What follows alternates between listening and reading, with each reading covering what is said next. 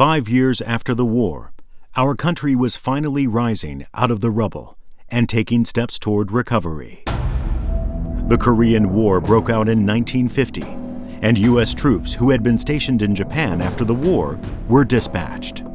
As a result, MacArthur directed the establishment of the National Police Reserve. Japan's self-defense forces began with 75,000 recruits. The San Francisco Peace Treaty was concluded the following year. Then Japan regained its independence. The U.S.-Japan Security Treaty was signed at the same time, establishing the groundwork for Japan's self-defense based on close cooperation with the U.S.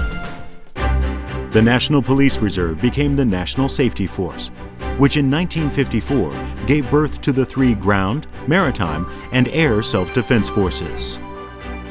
Shortly after establishment, JGSDF came face-to-face with natural disasters. Responding to the Isaiwan typhoon in particular in 1959, the deadliest typhoon to hit Japan since the Meiji period, the JGSDF dispatched units from across the entire country for the first time. In 1972, Okinawa, which had been administered by the U.S., was returned to Japan. Their military facilities were inherited by Japan, leading to the buildup of JGSDF's new Camp Naha and its establishment as a base for activities throughout Japan, from Hokkaido to Okinawa. And in 1976, a MiG-25 of the former Soviet Union, a state-of-the-art fighter at the time, made an emergency landing at Hakodate Airport. Meanwhile, Japan and the U.S. established the Guidelines for Japan-U.S. Defense Cooperation to create a solid basis for more effective and credible U.S.-Japan cooperation in case of an attack against Japan. In 1981, the first joint Japan-U.S. exercise was held in Higashi-Fuji and Yamasakura. A joint command post exercise between Japan and the U.S. was launched the following year. These were followed by further joint exercises held throughout Japan, in Hawaii, and on the U.S. mainland in a steady effort to bolster Japan-U.S. cooperation. The Berlin Wall, which was the symbol of the Cold War, was brought down in 1989. A summit was held between the U.S. and USSR on the Mediterranean island of Malta the following month, and the end of the Cold War was declared. However, the end of the Cold War did not bring peace to the world. It merely allowed the flourishing of terrorism and regional conflicts, which until then had been suppressed, and the Gulf War broke out in 1990. This led to the enactment of the International Peace Cooperation Law in Japan. As a result, the JGSDF began dispatching personnel overseas for the first time since its establishment. They were dispatched to Cambodia, ravaged by 20 years of civil war. The JGSDF formed an engineer battalion of 600 personnel to carry out repair work on war-torn roads and bridges. They also engaged in international relief work in Rwanda and East Timor to provide humanitarian aid in the form of medical care, prevention of epidemics, and supplying water, gaining further overseas experience. The law relating to the dispatching of international emergency relief units was revised in 1992, allowing the self-defense forces to take part in disaster relief operations all over the world, which until then had been limited to the dispatching of police and firefighting personnel.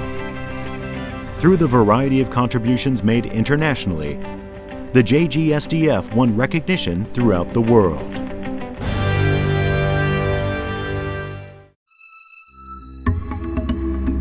Meanwhile, the U.S. was struck by the September 11th attacks, triggering the Iraq War and bringing Japan face-to-face with the global fight against terrorism. This led to the enactment of the law concerning the special measures on humanitarian and reconstruction assistance in Iraq. The JGSDF began activities centered on Samawa in southern Iraq, dispatching 5,600 personnel to provide water, medical support, repair schools and roads. On the other hand, the JGSDF faced numerous difficulties at home, but they made full use of their capabilities to win the respect and trust of the people of Japan. There was also a shift to a system allowing integrated commanding of the 3 ground, maritime, and air defense forces. Furthermore, the Defense Agency was finally upgraded to the Ministry of Defense in 2007. This put them on an equal footing with the defense ministries of other countries. Meanwhile, the greatest earthquake in recorded history and the ensuing tsunami struck East Japan on March 11, 2011, causing damage on an unprecedented scale. The Self-Defense Forces put together the biggest joint task force in history, bringing together the ground, maritime, and air self-defense forces.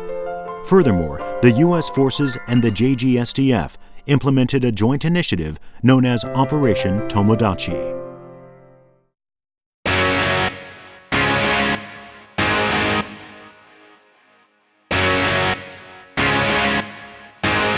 The JGSDF also maintains steady involvement in international peacekeeping operations.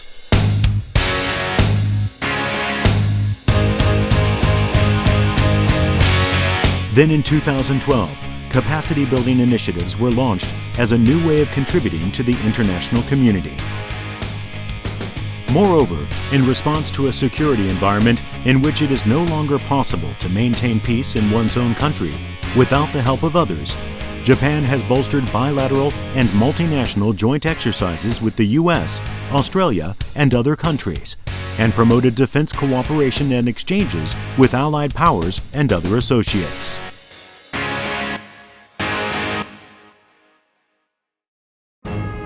Then in 2015, the Japanese and U.S. governments revised the guidelines for Japan-U.S. defense cooperation for the first time in 18 years, enabling seamless cooperation between the JGSDF and the armed forces of the U.S., and confirming the Japan-U.S. alliance to be global.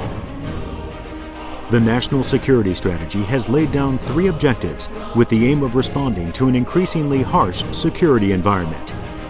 Result in the JGSDF facing the biggest turning point since its establishment, as it aims to build a rapid response ground self-defense force based on the stationing of troops and the realization of integrated mobile defense, and based on the philosophy of active pacifism, the JGSDF will continue evolving for the peace and stability of Japan and the world.